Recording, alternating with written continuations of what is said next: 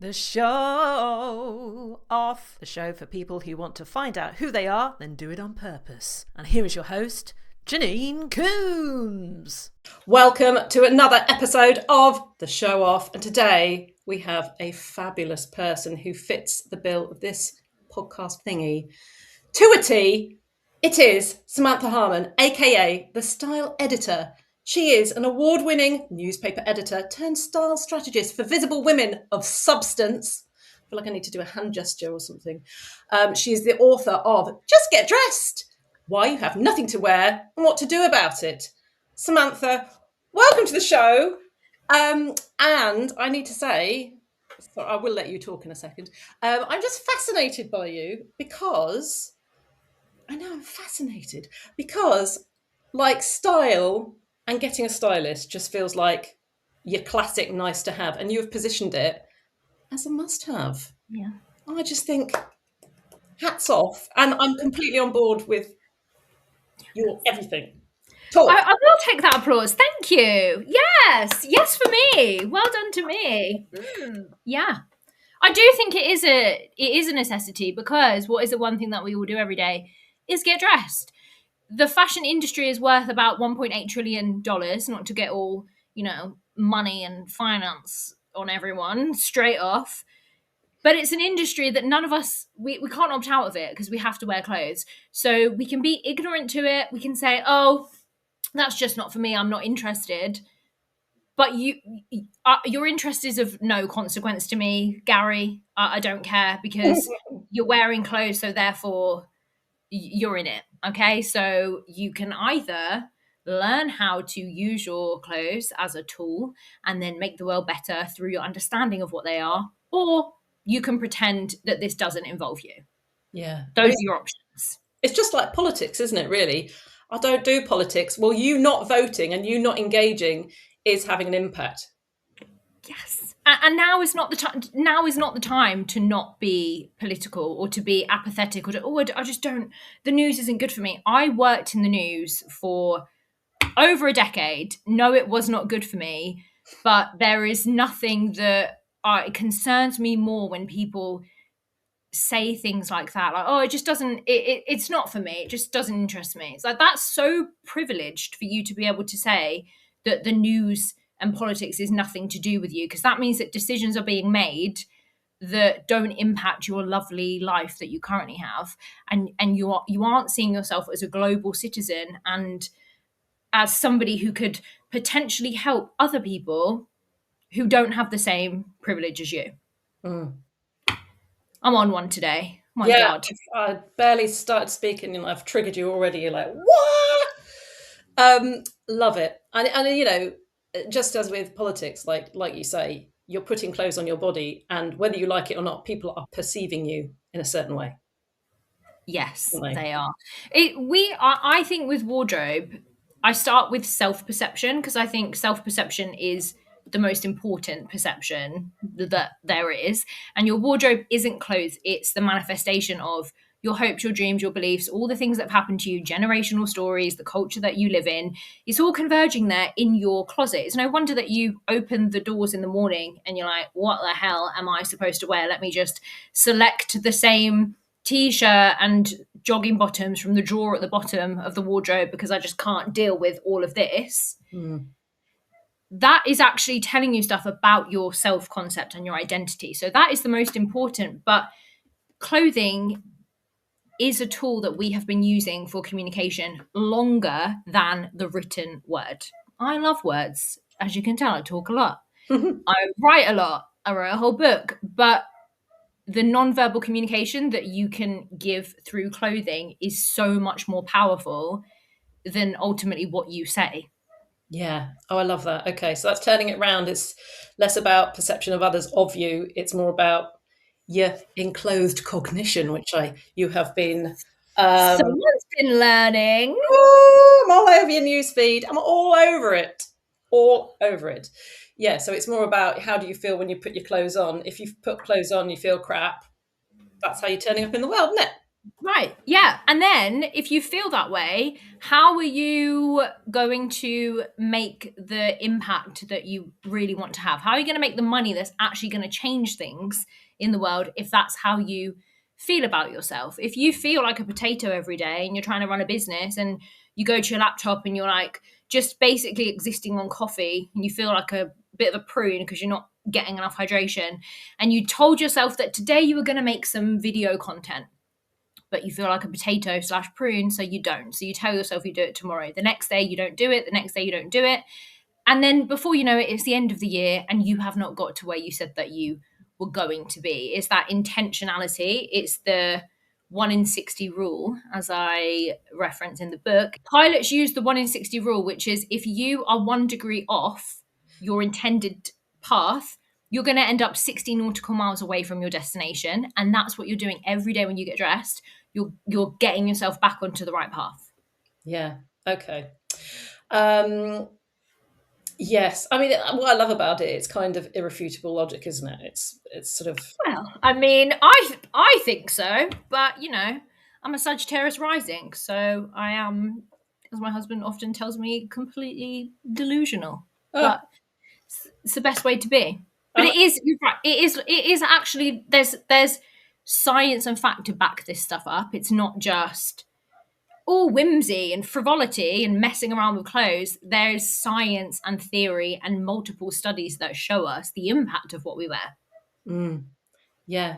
And so you put this in various places where you show up. It's on your LinkedIn bio. And I know you mention this regularly, but you talk about this, who you really love working with is, you call them first generational women. Tell me, I've said that wrong, but it's people who have been raised potentially in a working class background, and they've got these money stories, and that is stopping them sort of moving forwards. I mean, we've all got these stories, haven't we? Unhelpful scripts. Tell me more about these particular people, please. We all have those stories, you're right. And it's regardless of what your background is when you grew up. Let's say that you grew up with money, but your parents were never at home. And when they came home, they lavished you in gifts because that's how they're trying to show you their affection. You learned that having money and success equals abandonment, and therefore you sabotage yourself away from having those things. If you grew up without money, you might find that you now over justify spending money on yourself. You're not spending money on yourself. Or you go the opposite way, which is what I did when I was younger, where it was like I was using clothing as an emotional plaster for internal stuff. And I'd be like, oh, I'll get this outfit that one day I'll slim into, or one day I'll be the version of me who wears this thing, and ended up with a wardrobe full of clothes that I never wore. But I think that now there are more women than ever who are doing jobs that were not available to them a few decades ago. Their mothers probably couldn't have done the job that they do. Their grandmothers certainly couldn't have done the job that they do. Women in the UK couldn't have access to their own mortgages or bank accounts until, like, without the cosign of a man, until like the 1970s or something. I mean, that's like yesterday. And so they are navigating these structures and environments that they've not been allowed into before. And there are, in the UK in particular, there are all these class rules, there are all these unspoken things that people know about what you're supposed to wear and how you're supposed to act. And you're going into these spaces feeling like a total imposter. You may as well be wearing a sandwich board that says, I don't belong here. And that then it impacts everything, but especially when it comes to the what to wear conversation, because you know that there is a certain expectation of what you should be wearing, and you want to, and you should be able to spend the money that you've made on yourself. You should be able to treat yourself to nice things, but for some reason you end up in the M&S sale rail every time, or you end up just quickly grabbing a shirt from the supermarket for this big important meeting that you have. So it's untangling those women from all of these stories that have led them to standing in the supermarket at 6 p.m. on a Tuesday night, trying to find a shirt that fits for this big important meeting that they've got on Wednesday morning. As you're talking, I'm trying to imagine myself in that situation. And then I'm thinking about how men who have a certain salary would spend a proportion of that salary and it goes up with their salary bracket, they would spend more on a suit, on a set of shirts, on nice ties, and they would. The fear of judgment just isn't there as much, like if at all. And there was this. I mean, maybe you shared it. There was a newsreader, a couple of newsreaders in, I think it was in Australia, and just to make a point, the man wore the same exact outfit for the whole year, and nobody commented, but practically every week they tore the woman to shreds for what she was wearing.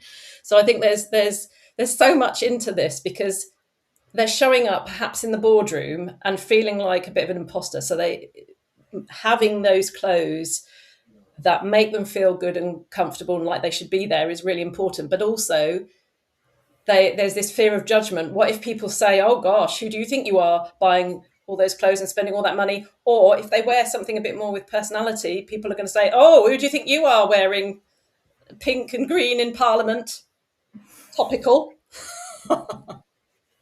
Topical references to back up our theories. Yeah, it's true. And I think that MP Hannah Spencer, I did a post about her because a lot of people had a lot of things to say about her outfit, saying that she looked like a CBBC presenter, whatever. It wasn't about the outfit, it's about everything that she symbolizes. And she is one of those first in generation type of women. And what I found a little bit frustrating that I had to then give some context to is that people were saying, well, you know, if she'd have just worn the black suit, then what are they gonna talk about then? Because then she'd be doing everything correctly. And I had to say, I actually think that's incorrect. I know it's coming from a good place because what they were saying is she is beyond reproach because she is currently, you know, crazily an MP who's not doing bad things. But I was that person who was doing a job that women before me had not done. And I was that person who thought, okay, well, what do editors wear? They wear black suits. So I'm just going to conform and wear a black suit. And the stuff still happened to me when I was wearing the black suit. But if I'd have, and eventually as I did, find my personal style and then start to leverage my style for myself, things got infinitely better because I stopped really caring what people had to say. Whereas when I was wearing the black suit or even, you know, a black jumpsuit, how outlandish of me. And I was having people just be abusive to me, make up stuff about me, send stories about me to Private Eye or whatever else, not because of what I was wearing. Nothing to do with what I was wearing. It's because of who I was and what I was doing. You're going to get it. Yeah. Whatever you choose to wear, it's going to be wrong. Yeah. So I wanted to ask you about this because what was your journey like? Because before that job and before you went into the black suit phase, did you enjoy wearing clothes and did you have a natural style, or was that a journey in itself? I did not enjoy clothes. No. I, like probably every woman, every person watching this, we grew up in a very toxic era for body expression and body dysmorphia, and you know, nothing tastes as good as skinny feels. And when I was a little baby, like a toddler, I remember that I felt really good about myself. I felt I was a bit of a show off, right? I was always getting called a show off when I was that age. And I would like dance around in my little like pants.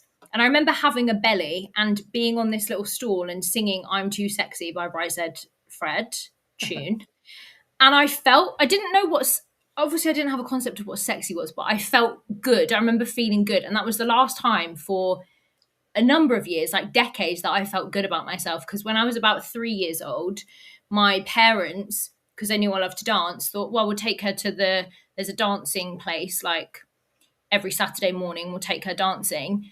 And the minute I stepped into that environment, it was like, well, she doesn't look like a dancer.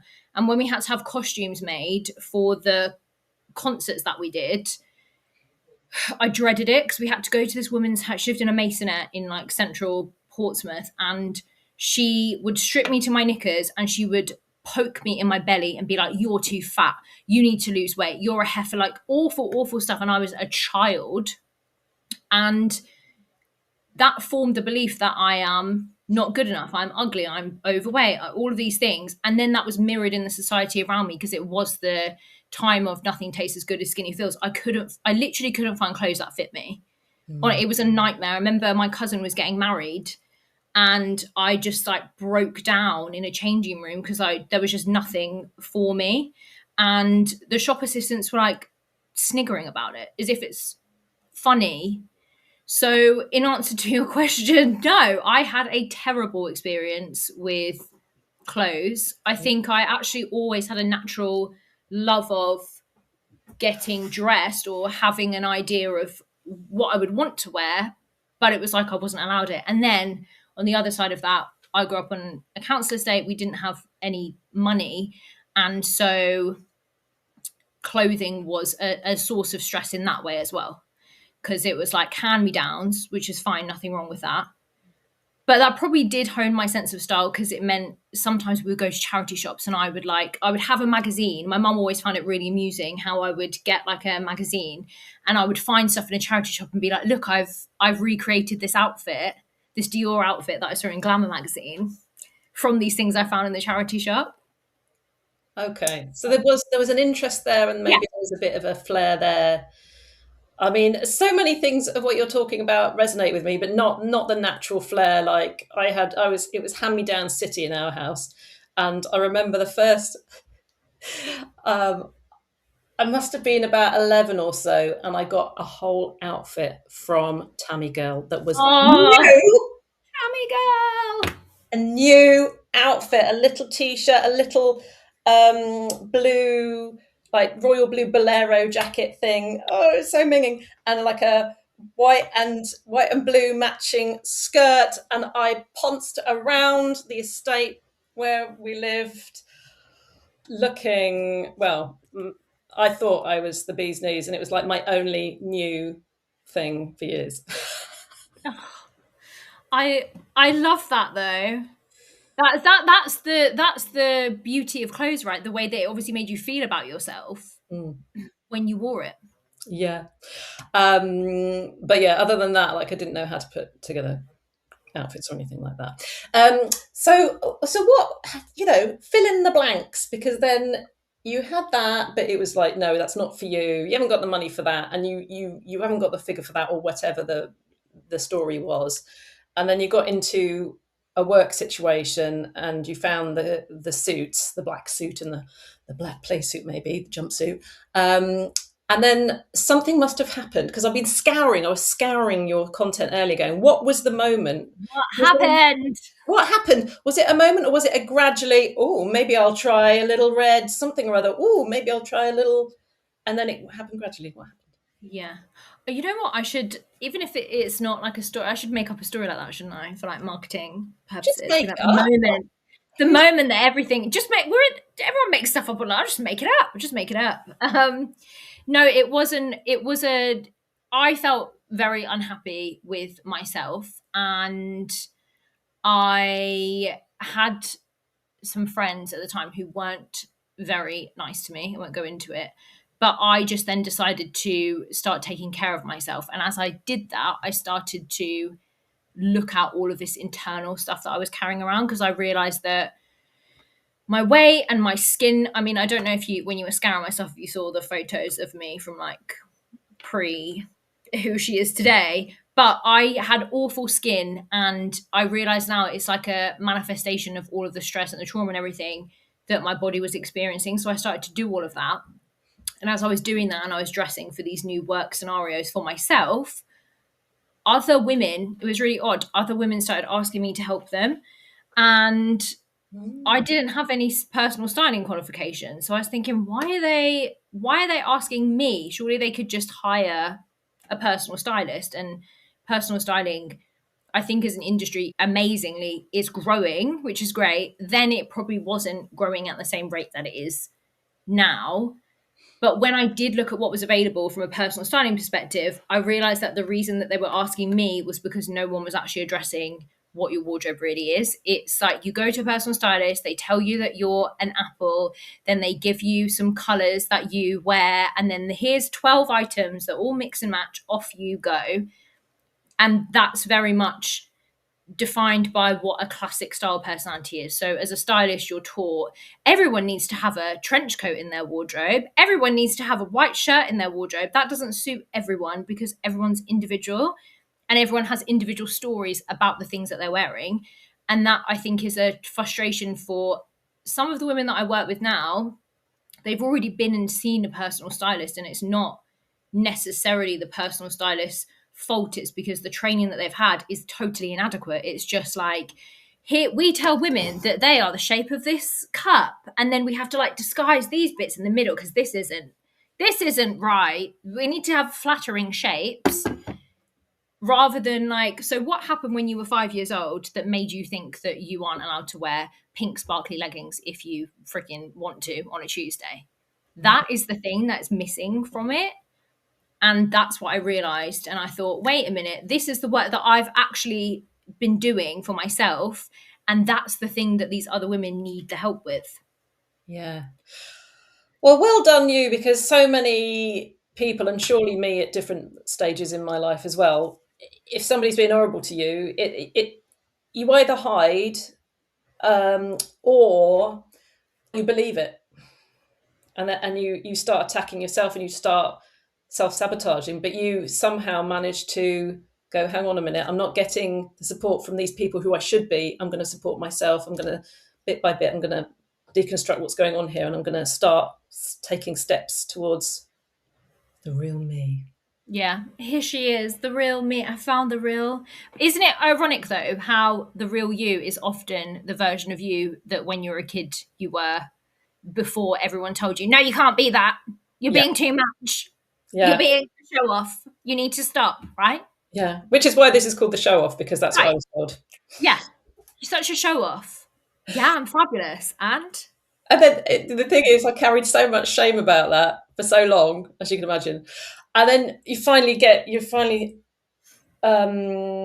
brave enough to say, I was told not to show off. Oh yeah, so was I. You're like, what? Yeah. Oh yes, so was I. Actually, I was told to show off more. Like, can we just support our children? Can we just see them as they are and support them as they are and encourage to lean into their positive aspects? Can we do that? Can we do that? Because if somebody had done that to Donald Trump, we wouldn't be in the situation we're in right now. Yeah. Oh, if I had a time machine, that's straight where I'd be going. Yeah. I think, people talk about drastic measures, but I think if it had been taken away and parented properly. Mm-hmm. Yeah. I'm going to get sued. I think there's something in that. I really do think there's something. We see it play out in society in ways of like men, and I think people actually think I'm some sort of man. I love men. I care about men. I'm actually, believe it or not, married to one of these people. I know what. But we went to the Oasis concert because my husband loves Oasis, and we managed to get tickets, and we had a really nice night. And then afterwards, we went to a bar because we were waiting for the tube lines to die down. And I was standing in the line for the bathroom. Obviously, there's only one toilet for women, and there's like several for men. So there's a whole queue of women, and these men just started punching each other, like just started like having a brawl, and the women all protected each other from this brawl that was happening. And the thing that really struck me after was like how sad it is that men's emotion, they're taught, has to come out as aggression. That's how they're told that they're allowed to express themselves, not through the power of their clothes. Imagine if you have a little boy and he says, today I want to dress up as a fairy. Yes, like just dress as a fairy. But what happened probably to those now men who are inflicting physical danger on everyone around them is that they might have tried to dress up as a fairy when they were 5 years old, and someone said to them, oh, that's a homophobic slur, right? Or, oh, you're a boy, you shouldn't behave like that. And so they're taught you're not allowed to have emotions as a boy. You're not allowed to express yourself through clothing. And you end up having all this internalized anger that, someone looks at you the wrong way in a bar and suddenly you're just putting everyone else in danger. Yeah. Yeah, I think this is a massive misconception about what patriarchy is, because they did a thing at my children's school about patriarchy, and my son is 14, and I was like, oh, what did they say? And it was some sort of convoluted, women aren't worse than men. It's like, that's not what the patriarchy is. The patriarchy is not good for anyone apart from the 1%. Like it starts with um putting women and global majority people and trans people and LGBTQ plus people and all that. It starts by eating away at those the categories of people, but it will come to the men eventually, more quickly than you would expect. Yeah. It's just, and people think, oh gosh, if I align with it, if I uphold it and stuff, it's not good for anyone, because it's saying, women, you should be like that, men, you should be like that, and it's a box for everyone, isn't it? It's a cage for everyone. No one's free. Yeah, it's not good for any of us. Apart from the rich people who can be who they want behind closed doors because they can buy a pallet. Exactly. Like, we know that they're doing bad stuff behind closed doors, right? And also the way that patriarchy shames people for expressing themselves through their bodies when those people are commoditizing other people's bodies for their own gain. It's messed up. I told you, I'm gonna start some fires. I'm raging. She's coming for you. Okay, well, look out. Yeah, watch out. Look out. Okay, let me look at my little questions and make sure that we're getting through them. Not before we go off down this, like randomly. I mean, there's off down this. I'm starting a riot situation. Maybe we just knock over the mic and just leap out the window. Okay, good. Here's a good question. Tell me about your book. Oh, happily, yes. It's called Just Get Dressed. Just Get Dressed. Why? You have nothing to wear and what to do about it, because just saying to you, just get dressed. Oh, okay then. If I said just get dressed, I can't do that. That feels, even though it's 3 words and a pretty simple direction, it's a hard thing to do, because your wardrobe is the convergence point of all of this other stuff. So the book essentially goes into all of that, because I try and have all of these conversations on the internet, a place where nuance doesn't exist, and conversation, there's no such thing as conversation on the internet. It's just everyone doubling down on their opinion. And I think it is a lot. I am a lot. It's a lot. It's very deep. It's very nuanced. It's not the kind of stuff that when you open your LinkedIn at 8 a.m. in the morning, taking a fresh sip of your espresso, that you really want to be confronted with someone saying like, hey, guess what, girlfriend? Patriarchy's hanging out in amongst your blazers. Like, I'll admit, sometimes it's too much for people. So it's nice for them to have a space where they can come and do this work on their own, where it's just me and them in their wardrobe, going through their wardrobe through this process, so that it becomes less of a tool that's been weaponized against you to sell you things that you don't need, to fix problems you don't have, and a place of true joy in self-expression. And I know that for some people watching this, they'll think that sounds ludicrous. Like, you can actually enjoy dressing up at my size, at my age, with what I look like. Yeah, you can. You actually can, because I've done it. I don't do this work from a place of, oh, I've just always loved clothes and I've always loved what I look like. I do it because I've actually hated clothes and I've hated what I look like. And now I'm on the other side of it through doing this process. So I know it's important. And I just want everyone to read it. Yeah. Not because it will make me lots of money, but because I actually care. Yeah. Both. Yeah. All of the above. But we'll make sure that links are everywhere in the show notes. So we will make sure that is easy to purchase. Yes. I love that. Yeah. It's I mean, I have been a client of yours years ago. Yeah. You helped sort me out because I was in a bit of a rut, and And now I just chap things together. It's so funny because beforehand I would have said, I don't really know how to put together an outfit. If I put this with this, what will it's from an external lens. Will people think this goes together? That just doesn't enter my head now. I'm like, okay. One time I was wearing a shiny green skirt, a bright yellow top, and a green dinosaur necklace that you picked out for me. And like I wouldn't have ever dared wear that 5-10 years ago. And I just don't care what, if other people don't think it goes together, I don't care. I think it does. So jog on. Yeah. Keep your opinions to yourself, Yeah. Susan. Yeah. They're just looking at you through the lens of their own self-perception anyway, because actually what they're thinking is, I would not have the courage. I wish that I could wear that, but I just don't have the courage for it. That's actually how sad. And then when they see you out in the world, they're like, wait a minute, that woman is wearing colour and she looks so fantastic. And maybe I could do that too. It sets off that little spark inside of them. And they're like, wait, there is joy to be had in dressing up. Imagine how much joy you've given to the world just by walking around in the outfits that you put together. Yeah. It's just joy. The world needs more of that. Yeah, and dressing to look slim as well. Is this flattering? Like so many things I rejected, it's not flattering. This isn't making me look much, much slimmer than I am. So I'm not going to wear it.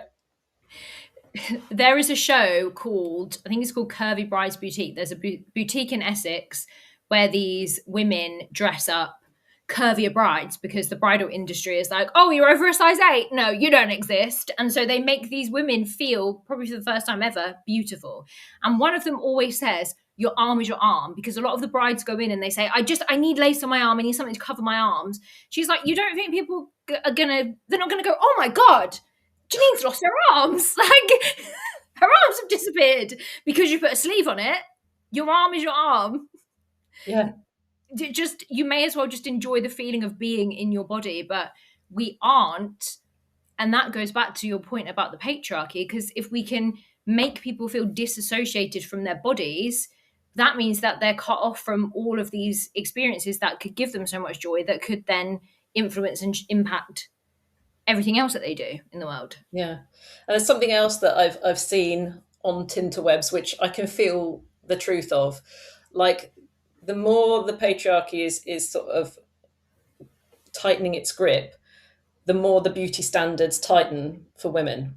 So that, look over here, women. Oh, look how ugly and fat you are. Spend time trying to look more beautiful, spending all your money and your time and your energy on trying to be slim and beautiful. And even dress it up as empowerment and like for yourself if you must, but just look over here while we're taking away your rights over here. Look over here. Ooh. Yeah. It's not a coincidence that right now we've got this rise of Ozempic and skinny jabs. I mean, for somebody who like grew up in that culture, it's actually terrifying to watch it unfold for girls, for teenage girls. I see it. I know teenage girls. I see the stuff that they're being exposed to. I'm like, shit, this hasn't changed. Nothing's changing. It's infuriating. And you're right, it's because it's look over here, it's a distraction. And I also think it's really hard to exist as somebody who is in that kind of ether, the nuance. Your nuance in a world that doesn't allow nuance, because I really like clothes and I like dressing up. And also, I understand how my wardrobe is weaponized against me as a tool of the patriarchy. Is that okay? Is it okay to be both? Is that okay? That's something that I wrestle with constantly. Like daily, I wrestle with that. It's really fun being in my brain. Oh my God. And luckily for so many of you, I wrote a 60,000 word diatribe from it, which you're going to love. I love it. Oh, brilliant. I mean, we could talk all day, Samantha. We could talk all day. I will leave you with this, which I know you are aware of. But wherever you are, if it is known that you're attending an event, you know what I'm going to say, do you? Yeah. The attendees are like, oh, I better look really good. Yeah. I'm like, you're not paying me. I'm attending here of my own free will. I don't care. Oh dear, because you won an award earlier this year, didn't you? And I had the honour of presenting. Yeah, I couldn't actually. I still can't believe. I still can't believe it. I was actually shaking. You were. Yeah. I knew you were up there. I didn't know who was going to win, but I knew you were up there. I could not believe that. I still can't believe that I've won. It's on my desk, which my husband has. Patriarchy. My husband's caught in my desk for the day. I'm going to call him out on this show. It's on the desk, and every time I look at it, I think, no, what? Stop it. But yeah, people do. They say, oh, I knew you were going to be here, and I was worried about what to wear. And I always say to them, couldn't care less what you're wearing today. What I care about is what you're going to wear tomorrow. What I care about is what are you wearing when it's just you, when you are on your own. That's the most important thing, because that is telling me how you feel about yourself. And that's all there is to it. If you start anywhere with your wardrobe, start with only the things that you see and raise your self-concept and your self-appreciation, because when you do that, the rest of the world will start to treat you differently. If you are always the martyr because your experience of a woman is, oh, that's synonymous with martyrdom, start to just take a little bit of your power back by really just caring about what you do for yourself. That's where it is. And for some people, honestly, when we start working together, it's as simple as, I'm just going to wash my face for the next week. I'm just going to take 5 minutes of the day, I'm just going to close the bathroom door and wash my face. Or I'm going to put lipstick on. That's where we start. It's not this big miscongeniality. Okay, now I make you over.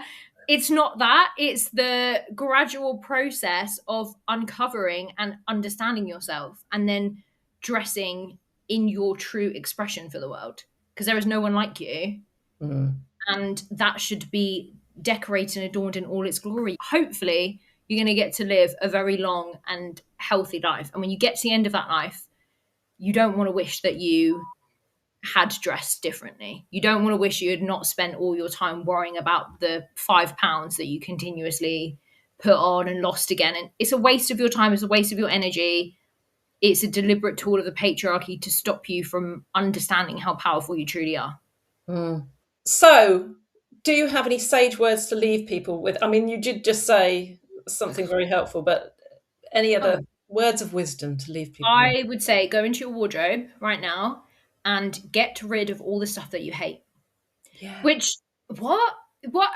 You do have stuff that you hate. Why are you holding on to this stuff? Why are you wearing stuff that you don't like? If you rate stuff less than a 9 out of 10, it's got to be questioned. Why are we less than 9 out of 10ing ourselves? Why do you feel like a 4 or a 3 or a 2? No, there's one precious life that you have, and this is what you're choosing for yourself.